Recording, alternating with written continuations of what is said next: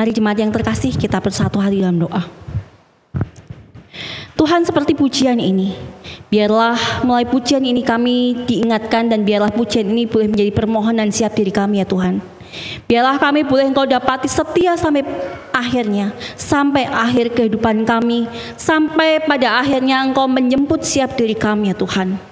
Tuhan, biarlah firman-Mu yang akan disampaikan pada malam hari ini juga boleh menjadi kekuatan bagi setiap diri kami untuk kami boleh menjalani kehidupan kami di dunia ini ya Tuhan. Tuhan, biarlah Roh Kudus-Mu boleh berkarya dalam kehidupan setiap diri kami, sehingga kami boleh memahami akan kebenaran firman-Mu ya Tuhan. Dan biarlah Roh Kudus-Mu juga yang akan mau mengurapi hamba-Mu yang akan memberitakan firman pada malam hari ini. Doa ini kami panjatkan dalam nama Tuhan kami Yesus Kristus. Amin.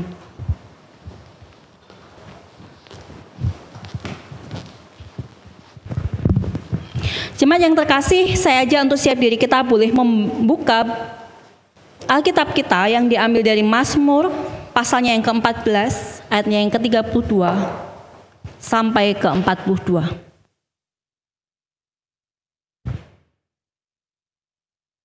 LAI memberi judul Di Taman Getsemani. Lalu sampailah Yesus dan murid-muridnya ke suatu tempat yang bernama Getsemani. Kata Yesus kepada murid-muridnya, "Duduklah di sini sementara aku berdoa." Dan ia membawa Petrus, Yakobus dan Yohanes sertanya. Ia sangat takut dan gentar. Ayat 34, lalu katanya kepada mereka, "Hatiku sangat sedih seperti mau mati rasanya. Tinggallah di sini dan berjaga-jagalah." Ia maju sedikit merebahkan diri ke tanah dan berdoa supaya sekiranya mungkin saat itu lalu daripadanya.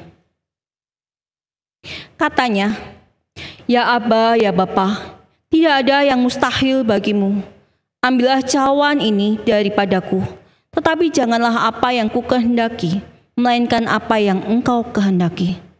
Setelah itu ia datang kembali dan mendapati ketiganya sedang tidur. Dan ia berkata kepada Petrus, "Simon, sedang tidurkah engkau? Tidakkah engkau sanggup berjaga-jaga 1 jam? Berjaga-jagalah dan berdoalah supaya kamu jangan jatuh ke dalam pencobaan. Roh memang penurut, tetapi daging lemah." Lalu ia pergi lagi dan mengucap doa itu juga. Dan ketika ia kembali pula, ia mendapati mereka sedang tidur. Sebab mata mereka sudah berat dan mereka tidak tahu jawab apa yang harus mereka berikan kepadanya. Kemudian ia kembali untuk ketiga kalinya dan berkata kepada mereka, "Tidurlah sekarang dan istirahatlah. Cukuplah, saatnya sudah tiba. Lihat, Anak Manusia diserahkan ke tangan orang-orang berdosa. Bangunlah, marilah kita pergi. Dia yang menyerahkan aku sudah dekat." Jemaat yang terkasih, apakah Bapak Ibu saudara-saudari semua pernah menonton satu film yang berjudul War Room? Mungkin ada di antara kita yang pernah menonton. Ini film Kristen keluarga di mana dikisahkan sebuah keluarga, si istri bernama Elizabeth dan si suami bernama Tony, di mana keluarga ini setiap harinya penuh dengan konflik. Walaupun kondisi keluarga mereka berkecukupan karena si istri punya pekerjaan dan suami pun juga memiliki pekerjaan yang baik. Dan istri yang bernama Elizabeth ini menyadari bahwa ada permasalahan di dalam keluarganya ini. Dan dikatakan bahwa di dalam film ini dia selalu mengusahakan supaya keluarganya itu baik-baik saja. Dan usaha apa yang dilakukan? Yaitu dia selalu berusaha berkomunikasi dengan suaminya. Tetapi seringkali yang terjadi adalah pertengkaran pada akhirnya. Sampai pada suatu hari dia bertemu dengan Miss Carla, di mana perempuan wanita tua ini akan menjual rumahnya karena dia akan berpindah dengan anaknya. Dan Melalui kisah ini, Miss Carla ini selalu menanyakan bagaimana kondisi Elizabeth, bagaimana dengan keluarganya, apa yang sudah dilakukan. Sampai pada akhirnya Elizabeth ini menceritakan bagaimana kondisi keluarganya. Pergumulan terbesar dalam hidupnya adalah mengenai keluarganya. Dan dia menceritakan apa yang sudah dilakukan terhadap suaminya. Dan satu hal yang diingatkan oleh Miss Carla ini melalui film ini, di dalam film ini adalah untuk berdoa. Miss Carla ini selalu menanyakan, dalam satu hari berapa kali kamu berdoa? Seberapa intens kamu berdoa? Dan melalui film ini, Miss Carla juga mengingatkan si Elizabeth bahwa seringkali manusia selalu berusaha mengubah kondisi orang lain sesuai dengan keinginannya. Tetapi Miss Carla mengingatkan, bukan bagian kita untuk mengubah orang lain, tetapi bagian setiap diri kita adalah mendoakan keluarga kita. Pada poin itu adalah doakan suamimu, kasih suamimu. Itu poin yang disampaikan oleh Miss Carla dan ditangkap oleh Elizabeth. Dan itu mengubah paradigma dari Elizabeth yang sebelumnya dia selalu berusaha untuk mengubah kondisi keluarganya, suaminya. Tetapi sekarang dia belajar untuk bagaimana berperang menghadapi pergumulan kehidupannya melalui doa. Dan melalui Miss Carla ini dia belajar bagaimana menyediakan satu ruangan khusus supaya dia punya tempat khusus untuk berjumpa dengan Tuhan. Bagaimana dia bisa mengkomunikasikan dengan Tuhan. Bahkan kalau Bapak Ibu saudara-saudari semua menonton film ini, di mana Elizabeth akan mencantumkan semua pokok-pokok doa, semua permohonannya itu di dalam kertas, dan dia akan menempelkannya di dalam ruangan itu. Nah, jemaat yang dikasihi Tuhan, bagi setiap diri kita mungkin tidak biasa kalau kita mengadopsi kebiasaan ini di dalam hidup kita. Mungkin kita tidak biasa untuk punya satu ruangan khusus untuk kita berdoa. Tetapi poin yang bagi saya pribadi juga cukup berkesan dan menegur juga adalah tentang bagaimana kita menyikapi kehidupan kita melalui doa. Bagaimana kita menyediakan waktu khusus bersama-sama dengan Tuhan. Dan di hari ini kita juga diingatkan ketika hari Kamis Putih di mana Tuhan Yesus memasuki Taman Getsemani. Tempat ini adalah tempat di mana Tuhan Yesus akan berdoa dengan ketiga muridnya. Di bagian ini Tuhan Yesus tahu apa yang akan dia alami. Tinggal sebentar saja penderitaan itu, penangkapan itu akan dia jalani. Dan pergumulan, pencobaan, penderitaan yang sudah dia tahu, dia bawa semuanya itu di hadapan Tuhan. Tetapi perjuangan ini tidak dilakukan Tuhan Yesus sendirian. Dia mengajak ketiga muridnya.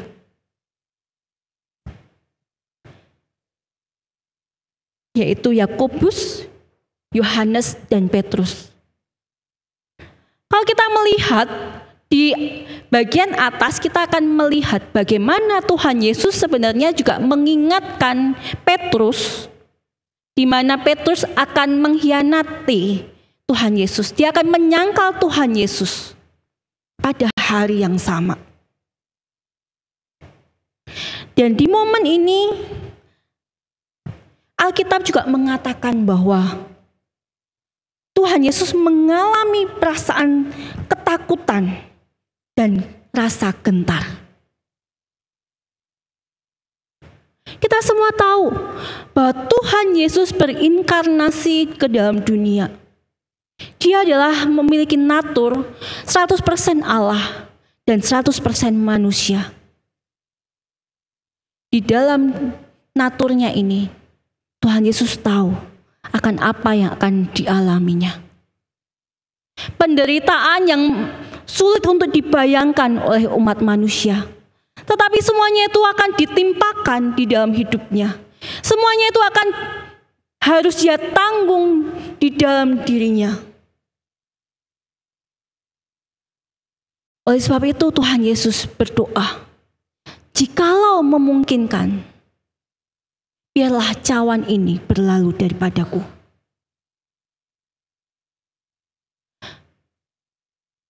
Jemaat yang dikasihi Tuhan, pastinya Tuhan Yesus tahu untuk apa dia harus mengalami penderitaan itu. Dia benar-benar memahaminya. Dia sangat memahami bahwa di dalam hidupnya janji Allah itu tergenapi. Janji akan keselamatan, janji akan pembebasan itu. Dan di dalam pergumulannya ini, ketika dia akan menghadapi pergumulan ini, dia pun tahu akan apa yang akan dialami oleh para muridnya. Penangkapan Tuhan Yesus bukan hanya mengenai hidupnya sendiri, tetapi akan berdampak pada kehidupan para muridnya. Dan secara uniknya di dalam Markus, nama Petrus disebut secara pribadi oleh Tuhan Yesus.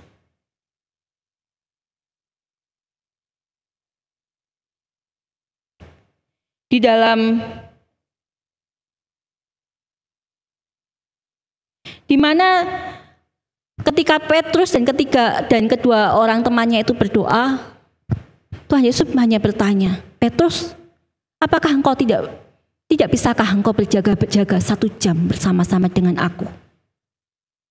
Dan ketika ini terjadi, kita semua tahu apa yang akan terjadi dengan Petrus.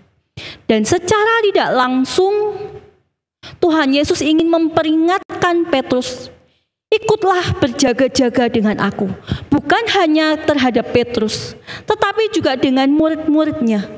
Tuhan Yesus ingin mengajak para muridnya ini untuk berjaga-jaga. Karena sebentar lagi akan ada peristiwa yang sangat besar.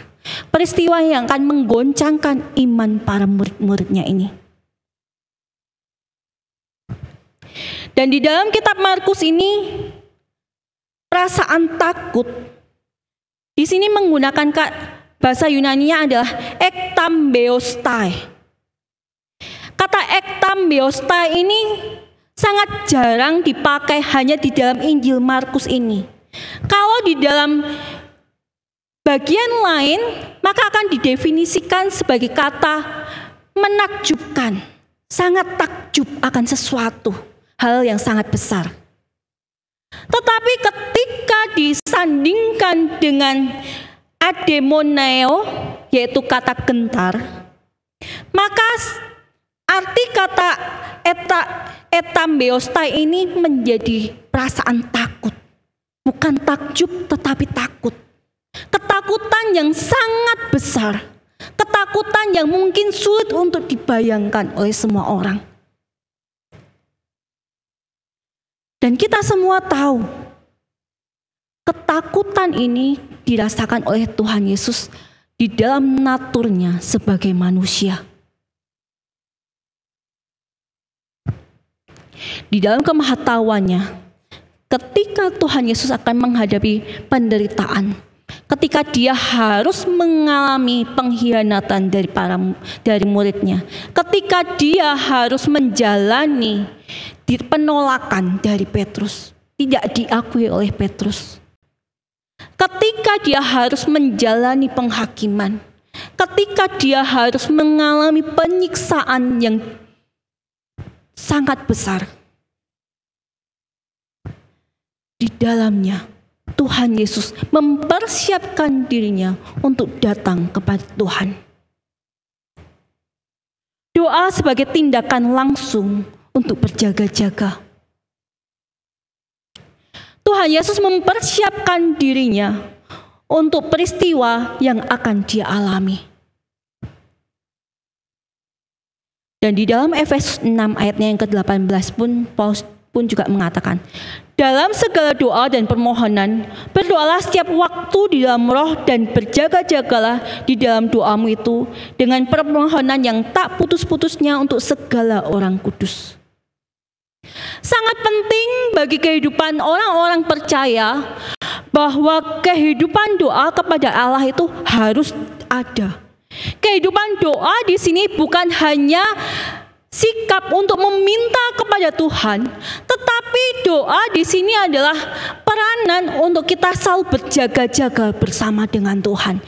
Sikap untuk kita mengandalkan Tuhan di dalam kehidupan kita.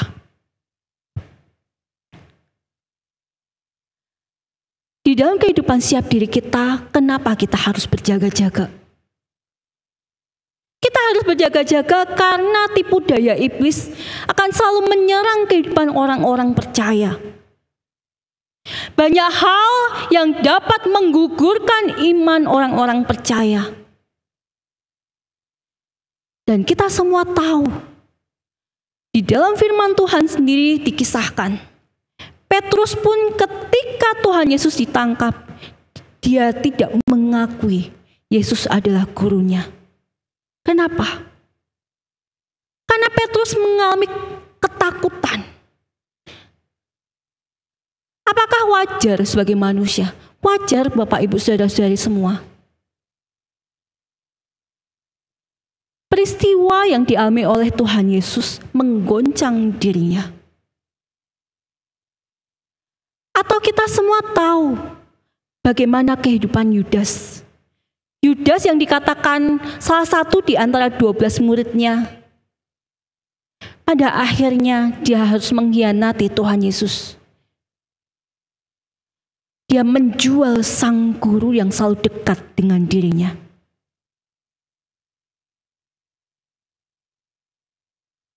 Jemaat yang terkasih, bukankah di dalam kehidupan siap diri kita pun juga seringkali mengalami hal yang sama?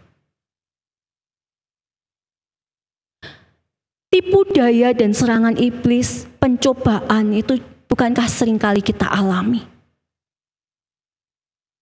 Iblis dapat menggoda iman kita, menjatuhkan iman kita dengan berbagai cara. Baik dengan cara penderitaan, memberikan penderitaan, ataupun dengan memberikan godaan yang sangat menggoda hidup kita. Godaan kekuasaan, uang, kehormatan, dan masih banyak hal lagi.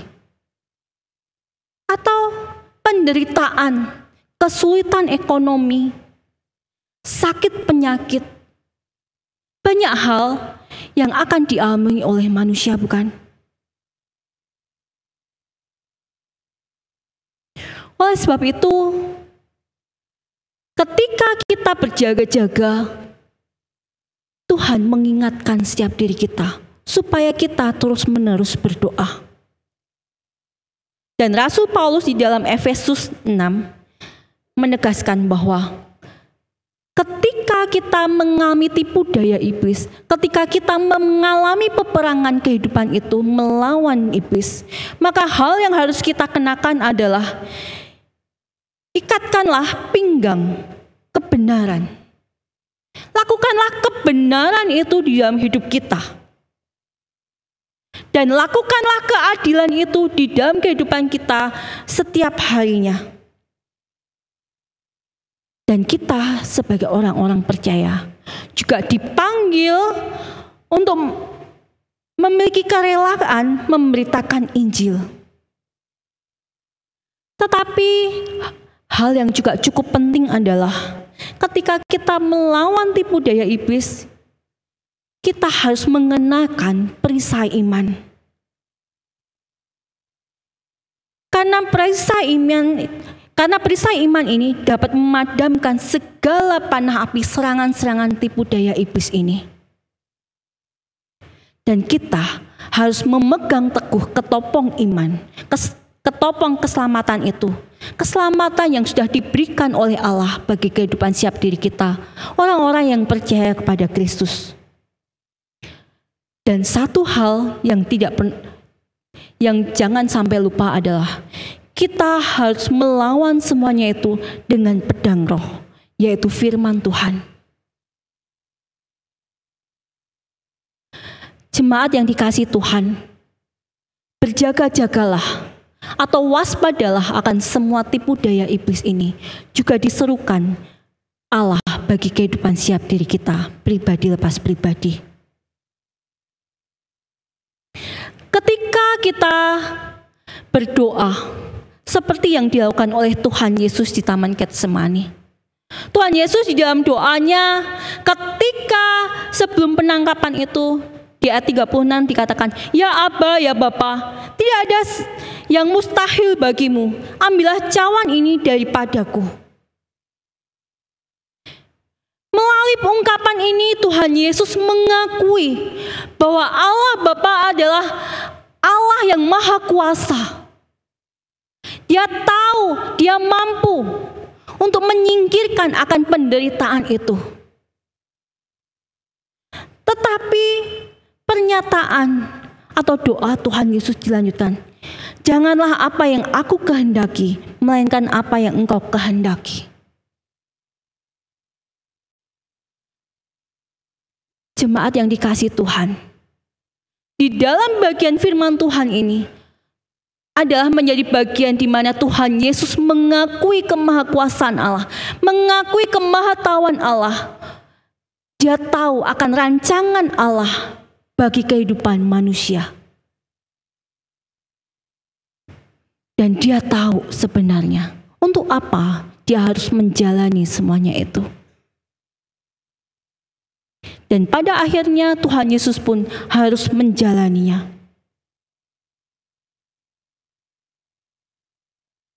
Jemaat yang dikasihi Tuhan, bagi setiap diri kita, bukankah hidup kita pun di dalam kehidupan kita sehari-hari juga tidak lepas dari penderitaan dan juga tekanan?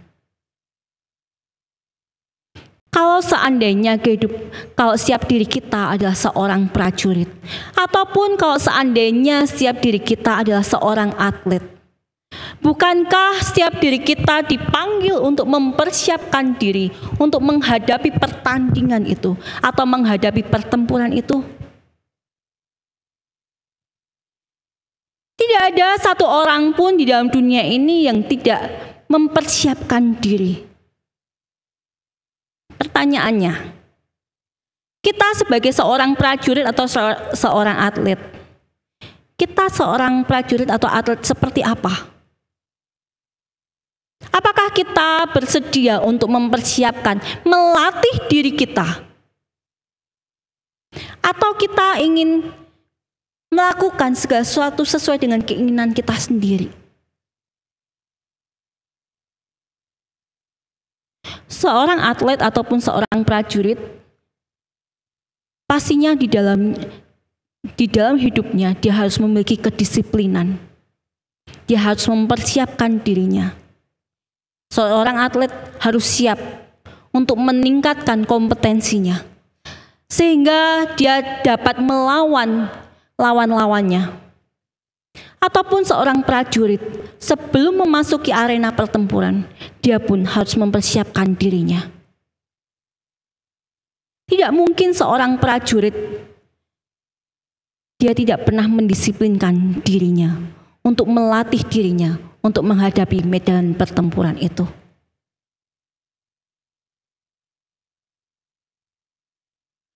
Bahkan apalagi kalau seandainya seorang atlet tahu kapan waktu dia akan melakukan pertandingan itu. Sebelum dia melakukan pertandingan, maka usaha untuk dia siap bertempur, siap untuk menghadapi pertandingan itu pasti akan diusahakan semaksimal mungkin.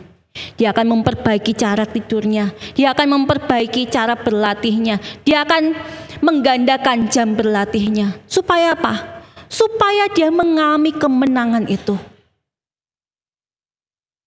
Jikalau gambaran ini kita pakai untuk kehidupan kita pribadi lepas pribadi, bukankah melalui pencobaan, melalui tekanan, Allah juga boleh memakai tekanan dan pencobaan itu untuk melatih kehidupan kita? Bukankah melalui pencobaan itu Tuhan memakainya untuk kita menyadari seberapa kita mampu?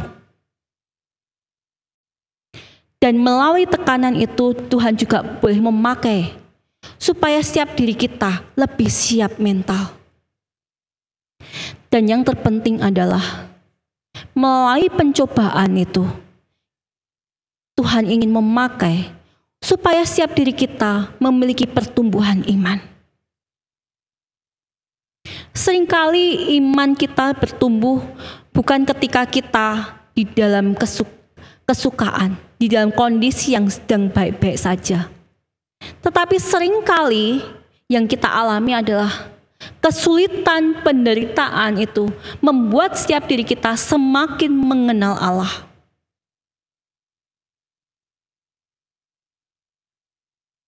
Ketika kita berdoa kepada Allah, Tuhan ingin supaya setiap diri kita boleh menyandarkan hidup kita kepada Tuhan. Jemaat yang dikasihi Tuhan, pencobaan apa, godaan apa yang sedang kita alami pada sekarang ini di dalam kehidupan kita pribadi lepas pribadi? Hal-hal apa yang dapat menjauhkan kita dari Tuhan?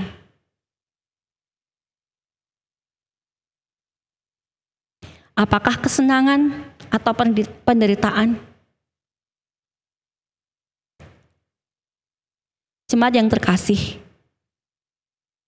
panggilan untuk berjaga-jaga juga Tuhan berikan di dalam hidup kita.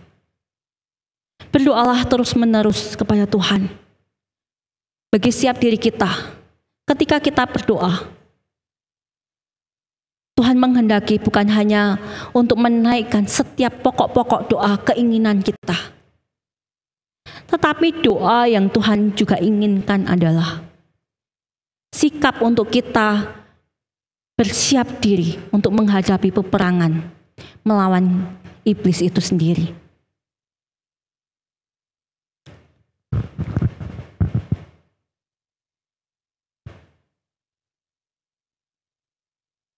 Jemaat yang terkasih, John Flavel dalam bukunya Preparation for Suffering mengatakan, ada dua hal yang menenggelamkan seseorang saat menderita. Ada dua hal yang seringkali menggugurkan iman seseorang. Yang pertama adalah besarnya masalah itu sendiri. Dan yang kedua, lemahnya jiwa untuk menanggung permasalahan itu.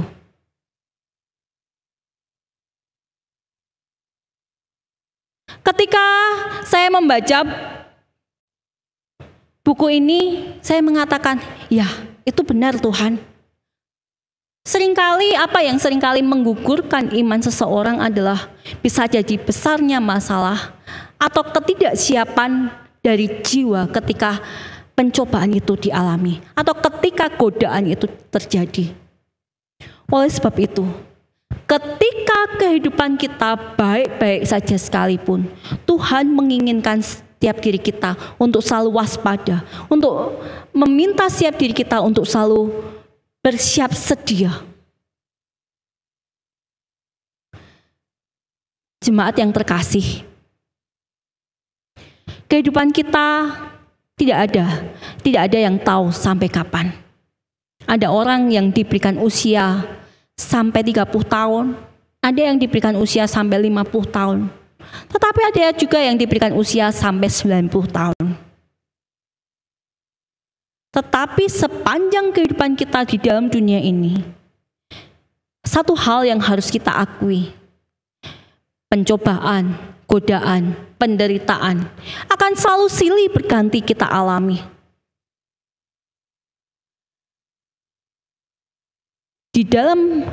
pada malam hari ini kita semua diingatkan bagaimana kita dipanggil untuk menjalani kehidupan kita sampai pada akhirnya Tuhan menjemput setiap diri kita. Tuhan mengharapkan kita setia pada akhirnya. Dan satu-satunya supaya kita tetap setia didapati oleh Tuhan adalah ketika kita hidup seturut dengan kehendak Tuhan. Ketika kita siap untuk menghadapi pencobaan itu. Ketika kita siap untuk menghadapi godaan kehidupan kita.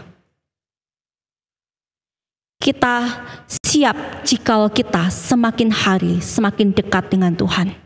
Kita siap jikalau di dalam kehidupan kita semakin hari semakin mengenal Tuhan. Dan kita siap karena kita tahu siapa yang kita miliki. Mungkin di dalam kehidupan siap diri kita memiliki hidup tidak seperti yang kita inginkan. Tetapi percayalah bahwa apapun yang boleh Tuhan izinkan di dalam hidup kita, maka itu adalah hal yang terbaik bagi kehidupan kita. Tuhan dapat melatih kita dengan berbagai macam cara. Tetapi Tuhan ingin supaya kita selalu setia dan bergantung kepada Tuhan. Biarlah siap diri kita pada malam hari ini pun juga kembali diingatkan untuk kita boleh selalu menyediakan waktu kita untuk berjumpa dengan Tuhan, untuk kita memiliki ruang khusus untuk berjumpa dan bersekutu dengan Tuhan. Sebagai wujud kita selalu siap sedia untuk menghadapi pertempuran kita, baik ketika kita bekerja, baik di dalam perkuliahan kita atau studi kita, ataupun di dalam rumah tangga kita. Apapun itu, kita boleh siap untuk menghadapinya karena kita bersama-sama dengan Tuhan dan kita membawa segala sesuatu yang kita alami di dalam dan bersama-sama dengan Tuhan. Dan kita tahu apa kehendak Tuhan di dalam hidup kita adalah kita melakukan kebenaran firman Tuhan itu di dalam segala aspek kehidupan kita, pribadi lepas pribadi. Mari kita berdoa. Tuhan yang penuh dengan kasih, pada malam hari ini, di momen ini kami kembali diingatkan. Ketika Tuhan Yesus mempersiapkan diri sebelum dia mengalami penangkapan itu, kembali kami pun diingatkan bahwa penderitaan, kesulitan, godaan, itu pun juga masih kami alami ya Tuhan. Walaupun belenggu dosa itu sudah Engkau patahkan, tetapi kami masih menjalani penderitaan di dalam dunia ini. Tetapi Tuhan, biarlah kami sebagai umat-Mu, sebagai anak-anak-Mu, kami selalu siap sedia ya Tuhan. Dan biarlah Engkau boleh menolong kehidupan siap diri kami, untuk kami boleh memiliki waktu bersama-sama Engkau sebagai wujud kami berjaga-jaga untuk melawan tipu daya iblis ya Tuhan. Tuhan, Kau tahu pencobaan, godaan apa yang sedang kami alami pada saat ini. Mungkin ada di antara kami yang tergoda dengan kekuasaan, uang, wanita, ataupun ada orang di antara kami yang sedang dalam masa pencobaan karena sakit penyakit, perselisihan, tekanan kehidupan, perekonomian. Biarlah Tuhan Kau boleh menolong siap diri kami.